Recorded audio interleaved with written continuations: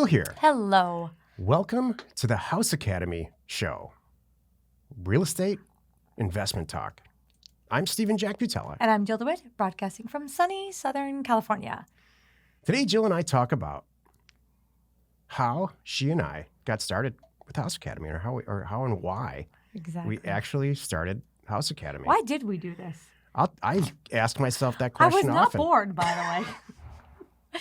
I have a lot to Why say would two here. people who What? have perfectly fantastic real estate investment careers Exactly, doing just start a fine. show and then do one show a day at that? Yeah. Hire some tech people, do the whole. Think it's a become good licensed idea to do providers. this twice? What the heck? Oh, Wait a minute. and this isn't No, our first time. Wait a minute. That's my whole thing. We still have a land business over here that's running just fine, by the way. And it does have 5 shows a week, last time I checked. I can see how this is going to go today. Yes. And we thought we'd do this again. Oh, this is funny. This might be the last episode. Might be. we did episode 0 and episode 1, and then we called it. That would be funny. I bet the vast majority of podcasts start like that and just stop. I bet they do that. That is true. That's funny.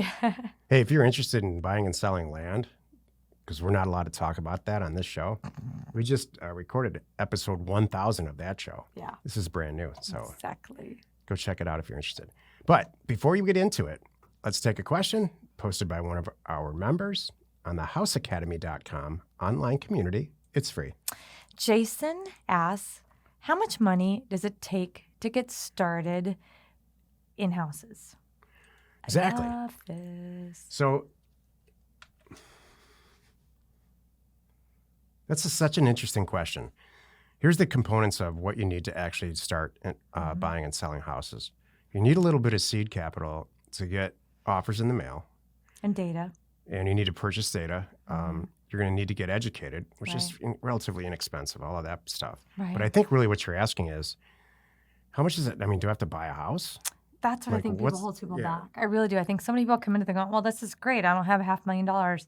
All the homes in my area are $400,000 to $600,000, and I don't have $400,000 to $6,000, so I obviously cannot do this. That's not true. So what do you think? I mean, Well, I you know just how we do covered it. it. Well, you just covered it, which is first let's get the deal.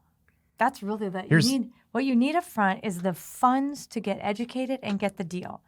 Because once you have the deal, there's always a buyer and there's a way to make that happen, including us. I mean, Jill and I have this saying. Like including use us.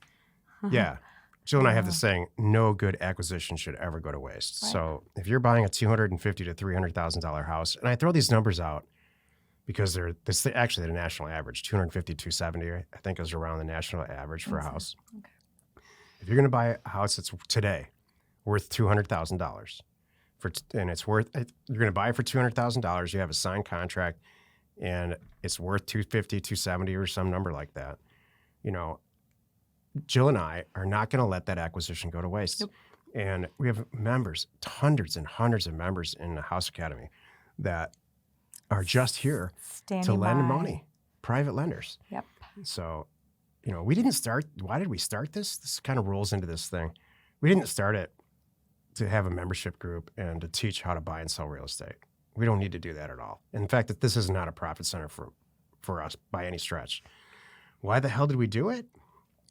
To create partners for ourselves. Exactly.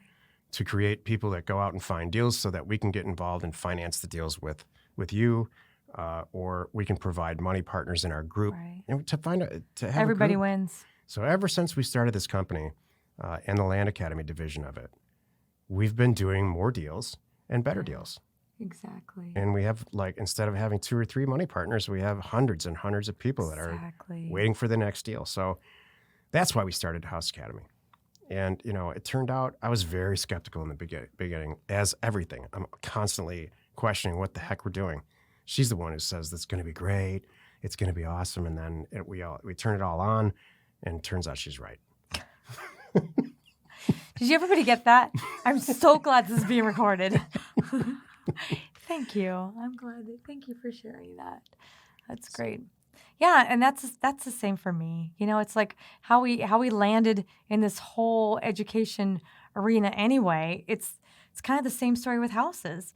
We had enough people coming to us saying, all right, what the heck are you guys doing over here? I'm buying them from you.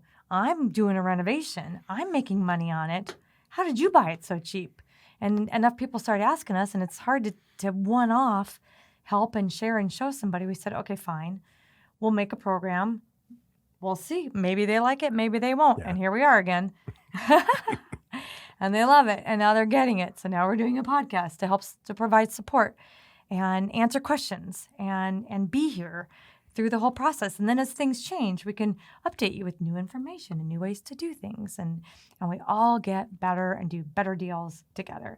And one little thing I want to throw in there too, as far as money, sit tight, because at some point you will see House Tank coming along.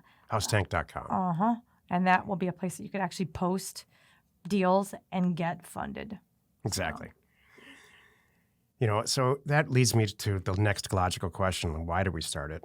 Who's a logical member for it? Who's a logical House Academy member? And, every time you start anything, if you go on the internet and say, who's going to be the customer of this thing? Well, it's our existing members that are buying houses from us and renovating them, or buying land from us and reselling it.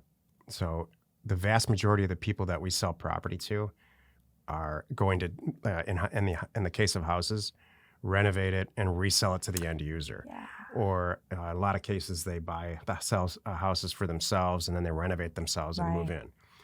We sell a lot of as-is property to existing area zip code landlords. Mm-hmm. So it's very infrequent that Jill and I will renovate a house ourselves beyond carpet and paint. Mm-hmm. And it's very anymore. Yeah. And it's very infrequent that we'll not sell it to somebody who's going to do something to it. Right. And sell it to the end user. Right. So does that make us a wholesaler? Possibly. I just learned recently that there's this negative connotation out there about wholesaling. I know. We buy the property. Right. We buy it. It's a good point. And we we pay do cash. When he says buy it, we buy it. It's like in our names. We close on it.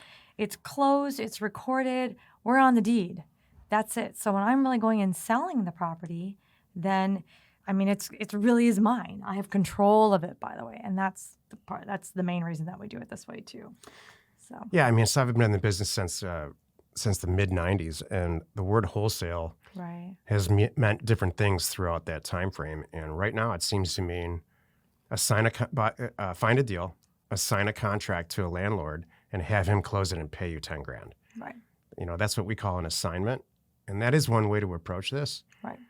But it's getting a lot of bad press right now because it's just being abused.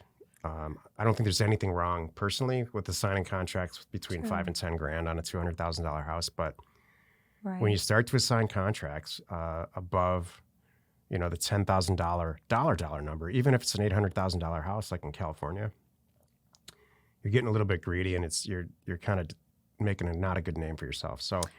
Let's all be careful too. We all want to make sure too that one of the reasons we do it the way we are too is we're not representing anyone. You ever want to be misconstrued that you're representing anyone? When we buy it, we own it. We sell it. We are really the seller. I'm not representing anyone in these transactions. Exactly. Join us next time for the episode called Why We Don't Renovate Houses. Perfect. And we answer your questions. Post it on our new online community at houseacademy.com. It's free. You are not alone in your real estate ambition. This new script is kind of throwing me. It is, I can tell. And, we recorded over 1,000 shows. I know. On the Land Academy show. The other one's kind of ingrained. This is show number 1, literally, and the script's different. It's okay. You're doing just fine. Wherever you're watching or wherever you are listening, please subscribe and rate us there. We're Steve and Jill. Information and inspiration to buy undervalued property.